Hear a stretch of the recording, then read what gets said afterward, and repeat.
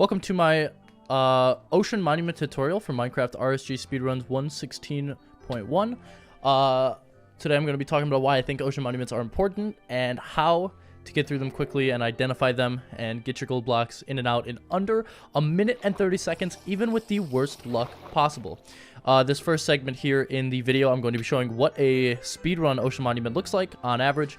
Of course, it's the worst luck possible. It is the 4th location it could possibly be in out of the 4 possible locations. So I'm basically just going here and I can check all 4 of them by simply digging 1 block, which is super nice. And as you can see, I find it in the 4th one. And the reason I think that these are so important in the current meta of the game is that you can get in and out of these in under a minute 30, and you have 8 gold blocks, which with normal pro luck, that's enough to get you all your pearls for the speedrun. And I think that's really, really insane that now all you'd have to do when you get to the nether is find a fortress. Because if all you have to do is find piglins, trade with them, and you're almost guaranteed to get your pearls, unless you get really unlucky, in which case there's really just nothing you can do about that. And as you can see, since it was one of the slowest ones possible, since it was the 4th one I checked, I got struck by the Elder Guardian a second time, so I go back here and I grab milk to get rid of Mining Fatigue 3 a second time. So now I will basically go over the strategies I used and what all of the different layouts of the monument look like. So yeah, basically I want to go over the tools necessary right now with you. They're not necessary, but they're definitely recommended. Iron pick is actually required due to the fact that you're going to need to mine the gold blocks. You could probably find a way to do this with TNT, but it's really slow and probably not worth it overall. So I recommend definitely bringing an iron pick. Doors are very, very useful for creating quick air pockets in case you get unlucky in the monument, so you don't have to go back up for air, which is slower. And also for when you find the gold room, you can put down a door to give yourself an air pocket and mine a lot quicker. Bucket, you're going to want to grab, so you can bring 1 milk bucket with you. The route I do, you do not need to bring a cow on the boat with you. You will, if you get really unlucky, have to either go back to the cow to get milk again to remove the mining fatigue, or if you have a bed on you, you can always kill yourself to respawn and get rid of the mining haste as well. Blocks are really nice. If there's a lot of fish and they're screwing you over pretty hard, you can use these as a defensive barrier. You just have to put them in between you and the laser to stop them from hurting you. I recommend putting down a door with the blocks to create a little bit of a base. That way they can't hurt you as easily. Food, I didn't actually use any in the speedrun because I did it pretty efficiently and avoided the fish pretty nicely. But food is always going to be really helpful, so you can get a little bit of saturation, get your health back while you're in there. You can eat right before you mine the gold blocks, maybe when you create the air pocket. And lastly, boat. You're definitely probably going to want a boat. That way, like, when you're done, if you are coming out of it, let's say you're coming out at 3.5 hearts, you can just boat away and try to get like as far away as possible so you don't die to the fish. And also getting in and out is just a lot quicker and safer. So these are definitely the tools I would recommend when going into a monument. And now basically I'm going to talk about the route that I do for this. So as you can see here, there is the front entrance to the monument. You can notice it because it's lit up with sea lanterns, and there's like a nice little path, and it kind of points down into where you should enter one of these bad boys. And yeah, you could go in and you could go looking for the gold blocks inside. As you can see, they're right there, which is pretty good, pretty fast. But then you have to deal with all these fish, you have to deal with air pockets, you have to deal with a lot of swimming. So there's actually a really easy method of finding the gold room. And there's 4 possible locations it can spawn in, and I haven't found a way to figure out which specific room it's going to be based on any of the structure. I think they all generate the same, and it's all luck based basically. But there are 4 possible spots that you want to mine down, and I will show every single one individually how different they look from each other. But basically, after you found the entrance, you want to go to the back of the monument over here, and you see these little, like, I don't know, little design features on the back here. You're actually going to use these as locators for the gold room. And the outer ones don't matter, but you're going to want to look at these inner 4 right here. On the outer ones, you want to go close to the like pyramid structure. Right here, this block specifically here on it, and you want to mine. And right here, if you see prismarine instead of the dark prismarine blocks, you're going to want to move on to the next one. Now for the inner ones, you go to the same spot on it, but you actually go on the inside instead of the outside of it. So you want to mine this block, and as you see, there's no dark prismarine, so we move on. You go to the inside of this one too, and as you can see, there's the dark prismarine, which indicates the gold room. And if you had to, the fourth one, as you saw in the speedrun, you'd mine right here, and it has to be here because it's got to be one of these four. So after you found which one it is, you want to grab yourself a door. You want to put down a door normally down here like this, and then you want to take your iron pick, and you just want to mine this block specifically in front of you. Mine all 8 gold like this. Break the block directly in front of you. Swim down to be able to collect all of the gold. Swim back up and leave the monument ASAP.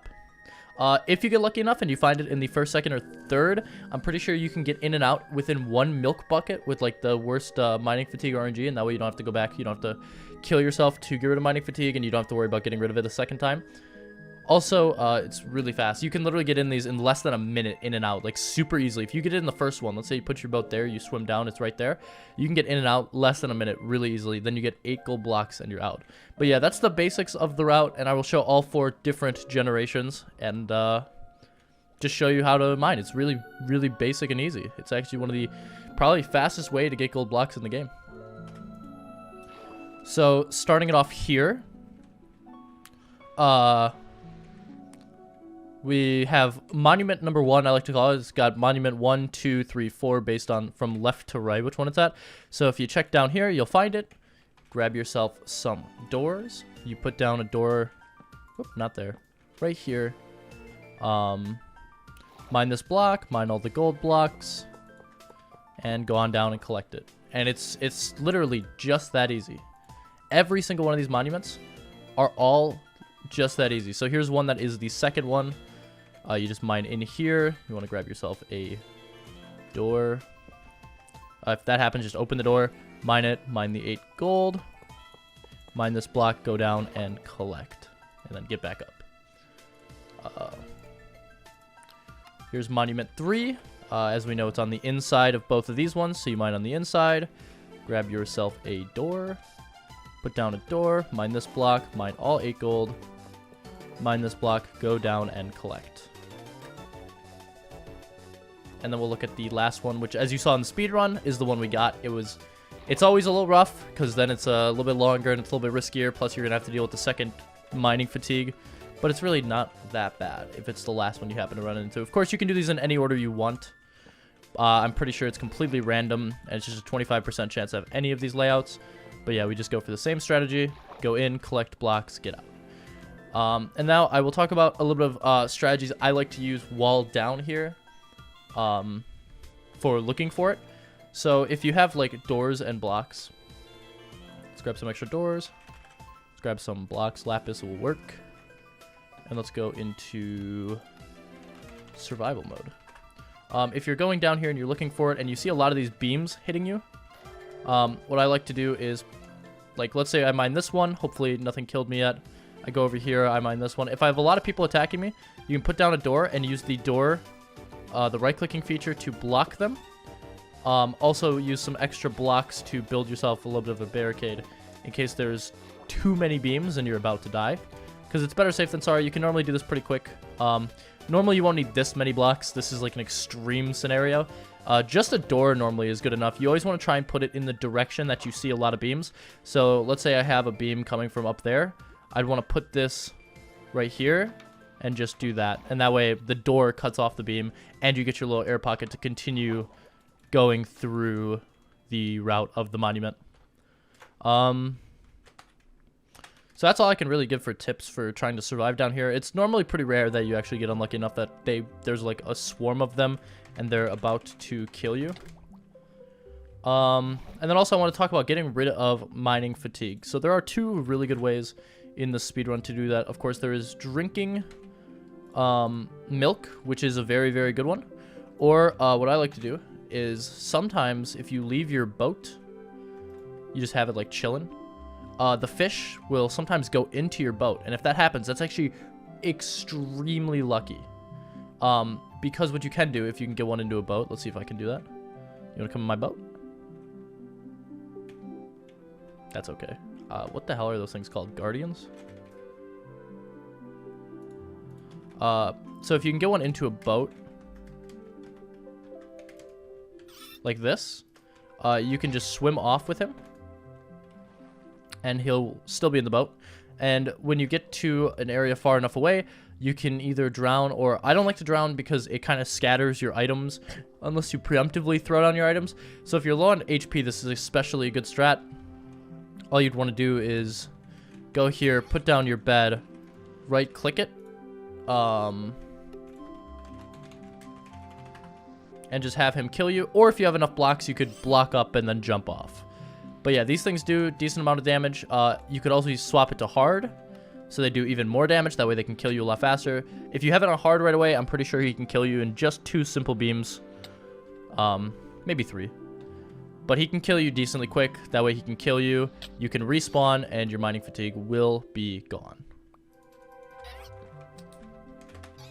And yeah, that's basically the gist of the tutorial of how to do Minecraft monuments. They're really easy. They're really basic. It takes a little bit of practice getting used to trying to avoid the fish boys and living.